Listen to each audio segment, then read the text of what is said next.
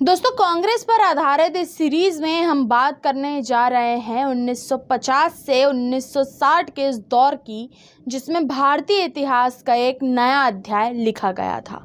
देश की अर्थव्यवस्था, उद्योग और शिक्षा के लिए यह दशक बेहद महत्वपूर्ण था, क्योंकि देश की दिशा और दशा क्या होगी ये इन्हीं 10 सालों में तय होना था। भारत के भविष्य में ये 10 साल बेहद निर्णायक हो सकते थे, लेकिन कांग्रेस की बेवकूफ़ी और स्वार्थी आदतों के कारण ये 10 साल न सिर्फ बर्बाद हुए, बल्कि भारत की दिशा को हमेशा के लिए भटकाने का कारण भी बने। तो आइए दोस्तों, आज इसी मुद्दे पर विस्तार से बात करते हैं। नमस्कार दोस्तों, मैं समीक्षा कपूर और आप देख रहे हैं प्रलय टीवी। सब्सक्राइब कीजिए प्रलय टीवी चैनल को और बेल आइकन दबाएं लेटेस्ट न्यूज़ अपडेट के लिए। दोस्तों, आज के इस वीडियो में सबसे पहले हम भारत के विदेशी नीतियों और संबंधों की बात करते हैं, क्योंकि विदेशी संबंध किसी भी देश के लिए महत्वपूर्ण होते हैं। लेकिन नेहरू ने प्रारंभ से ही किसी भी देश के साथ संबंध बनाने की कोशिश नहीं की। ये वो समय था जब हमारे पड़ोसी देश तेज़ी से बाध्यकारी गठबंधन प्रणाली में शामिल हो रहे थे, जैसे सोवियत संघ के साथ चीन और अमेरिका के साथ पाकिस्तान। लेकिन नेहरू ने अपनी मनमानी करते हुए किसी भी देश से संबंध नहीं बनाए और गुट निरपेक्षता का झुंझुना बजाते रहे, जिसका परिणाम भारत आज तक भुगत रहा है। इस संपूर्ण आरंभिक अवधि के दौरान हमारे संसाधन सीमित थे। नेहरू के लक्ष्य मुख्यतः घरेलू थे और आशंकाएं स्थानीय थी। नेहरू के समक्ष उत्पन्न विदेश नीति की चुनौतियां थीं, लेकिन जैसे कि तिब्बत में चीन का प्रवेश के बाद चीन के साथ होने वाले सीमा विवाद का निपटारा राजनय के अतिरिक्त किसी अन्य विकल्प के जरिए नहीं किया जा सकता था, क्योंकि नेहरू के पास अन्य विकल्प थे भी नहीं। बाहरी उलझावों से बचे रहने की अपनी इच्छा के कारण ही हमें भारत चीन सीमा जैसे मुद्दों से निपटने के नीतिगत विकल्पों का सहारा लेना पड़ा, जिसके परिणाम स्वरूप 1962 में भयानक युद्ध भी हुआ। हम विभाजन के परिणामों और स्वतंत्र भारत राज्य के जटिल उदय से संबंधित मुद्दों में उलझे रहे। जम्मू और कश्मीर मुद्दा, जो भारत गणराज्य के जन्म के साथ ही हमारे साथ लगा रहा, वह भी जटिल प्रक्रिया का ही एक परिणाम था। आरंभ के वर्षों में किए गए हमारे सर्वप्रथम कार्यों में से एक था अपने पड़ोसी देशों के साथ सीमांकन पर सहमति बनाना, जिसमें नेहरू पूरी तरह फेल हो गए। इसके बाद भारत में राज्यों के पुनर्गठन का लंबा दौर चला। नवंबर 1956 में राज्यों का गठन करने के लिए संविधान में 7वां संशोधन हुआ, जहां महात्मा गांधी मानते थे कि प्रांतीय भाषाएं देश को एक सूत्र में पिरोकर रख सकती हैं। शायद इसीलिए या सिर्फ इत्तेफाक है कि धर्म के नाम पर जो हुआ उसे विभाजन कहा गया और भाषा के आधार पर जो हुआ उसे पुनर्गठन। आइए देखें कैसे हुआ। दोस्तों, घटनाओं के संकलन को इतिहास कहते हैं। कोई भी घटना यकायक नहीं होती है। प्याज के छिलकों की मानिंद एक दूसरे पर चढ़ी होती है, परत दर परत बस खोलते जाना है। आज़ादी के पश्चात भारत में राज्यों का गठन करने के लिए संविधान में हुआ 7वां संशोधन कुछ ऐसी ही परतों का इतिहास है। आज़ादी के बाद राज्यों को बनाने के लिए कांग्रेस ने धर कमीशन की स्थापना की, जिसे भाषा की बजाय भौगोलिक और आर्थिक आधार पर राज्यों के बनने का प्रस्ताव दिया था, परंतु जनता ने इसे सिरे से खारिज कर दिया। भारत का स्वतंत्र प्राप्ति के बाद पहला राज्य जो अस्तित्व में आया था वो था आंध्र प्रदेश, जहां एक स्वतंत्र राज्य प्राप्त करने के प्रयास में मद्रास राज्य के तेलुगु लोगों के हितों की रक्षा के लिए अमरजीवी पुट्टी श्री रामूलाल ने 56 दिनों का आमरण उपवास किया तथा उनकी मौत के बाद सार्वजनिक दुहाई और नागरिक अशांति ने सरकार को मजबूर किया कि तेलुगु भाषी लोगों के लिए एक नया राज्य के गठन की घोषणा करें। तत्पश्चात 1 अक्टूबर 1953 को आंध्र में कर्नूल को अपने राजधानी के साथ राज्य का दर्जा पाया। तब शायद जवाहरलाल नेहरू को अपनी गलती का एहसास हुआ और उन्होंने उसी साल राज्य पुनर्गठन आयोग की स्थापना की, जिसने बाद में कर्नाटक, गुजरात, महाराष्ट्र और मध्य प्रदेश जैसे राज्यों का पुनर्गठन किया।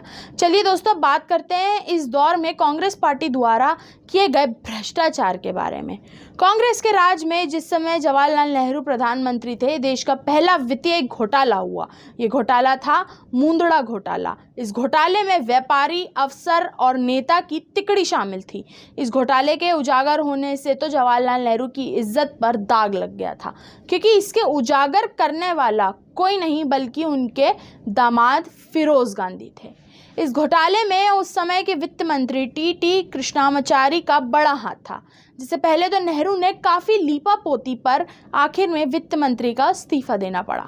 दरअसल 1957 में मुंदड़ा ने सरकारी इंश्योरेंस कंपनी LIC के जरिए अपनी 6 कंपनियों में 12 करोड़ 40 लाख रुपए का निवेश कराया। ये निवेश सरकारी दबाव में LIC की इन्वेस्टमेंट कमेटी की अनदेखी करके किया गया, जबकि LIC को पता चला कि उसे कई करोड़ का नुकसान हो चुका था। इसके बाद उसे कांग्रेस पार्टी ने एक के बाद एक घोटालों की तो ज़बरदस्त बरसात कर डाली। उससे देश अभी तक नहीं उभर पाया है। इस घटना से इस सच्चाई का पता लगता है कि भारत की सबसे बड़ी समस्या भ्रष्टाचार कांग्रेस पार्टी की ही देन है। दोस्तों, ये वो समय था जब भारत एक नवजात शिशु की तरह था, और हम जानते हैं कि किसी भी नवजात शिशु के कुछ शुरुआती साल उसके मानसिक और शारीरिक विकास के लिए सबसे ज़्यादा अहमियत रखते हैं। भारत का इतिहास भले ही सदियों पुराना रहा हो, लेकिन ये ऐसा समय था जब सरकार से लेकर नीतियां तक सब कुछ नया था। और इस नाजुक समय में कांग्रेस ने भारत को भारत चीन युद्ध के रूप में एक बहुत बड़ी चोट दी, जिसका घाव आज तक नहीं भर पाया है। भारत और चीन के बीच हुए इस युद्ध में नेहरू और उनकी अबोध सरकार पूरी तरह विफल रही।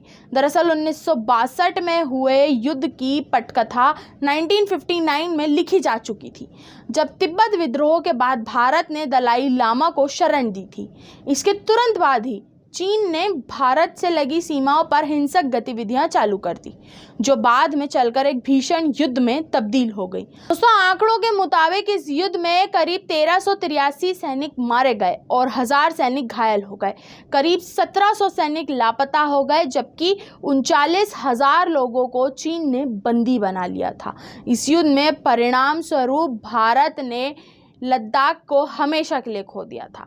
इसी क्षेत्र को चीन ने अक्साई चीन का नाम दिया था। अगर वास्तविकता की बात करें तो 1962 में हुआ ये युद्ध पूरी तरह नेहरू की बेवकूफ़ी का एक परिणाम था। भारत की आज़ादी के समय से ही नेहरू ने चीन के साथ मजबूत रिश्ते बनाने पर जोर दिया। सरदार पटेल ने नेहरू को चेतावनी भी दी कि हमें चीन पर भरोसा नहीं करना चाहिए, लेकिन नेहरू ने पटेल को अनदेखा कर दिया। हिंदी चीनी भाई भाई का नारा दिया, जिसका खामियाजा भारत को एक बड़ा क्षेत्र देकर भुगतना पड़ा। युद्ध के समय भी नेहरू ने कार्रवाई के लिए तैयार भारतीय सेना को कुछ भी नहीं करने का आदेश दिया, जिससे उनकी काफ़ी आलोचना भी हुई और देश के गृह युद्ध जैसा माहौल बन गया। दोस्तों, नेहरू एक ऐसी शख्सियत है जिन्होंने अपनी गलती के लिए देश से कभी माफ़ी नहीं मांगी और बेशर्मी दिखाते हुए संसद में ये तक कह दिया कि लद्दाख गया है तो उसे जाने दो। वैसे भी वो एक बंजर ज़मीन है जहाँ एक तिनका भी नहीं उगता। चीन के अलावा नेहरू ने दूसरे देशों से भी कभी मैत्रीपूर्ण संबंध नहीं बनाए। नेहरू का मानना था कि भारत को किसी भी देश का साथ नहीं देना चाहिए, और इसी के परिणाम स्वरूप युद्ध के समय किसी भी देश ने भारत का साथ नहीं दिया। पाकिस्तान के साथ कश्मीर का मसला भी इसी दशक में सुलझाया जा सकता था, लेकिन नेहरू को कभी अपने भोग विलास से फुर्सत ही नहीं मिलती थी। दोस्तों, हमें इस बात को कहने में कोई संकोच नहीं है कि नेहरू के रूप में भारत को एक बेहद कमज़ोर प्रधानमंत्री मिला, जिसने भारत के भविष्य को बर्बाद करके रख दिया। इस पूरे मसले में नेहरू के साथ महात्मा गांधी और कांग्रेस का पूरा दोष है, क्योंकि नेहरू की जगह सरदार पटेल को प्रधानमंत्री बनाया जाता तो आज हमारे देश की तस्वीर कुछ और होती। आज के लिए सिर्फ इतना ही। आप देखते रहिए प्रलय टीवी।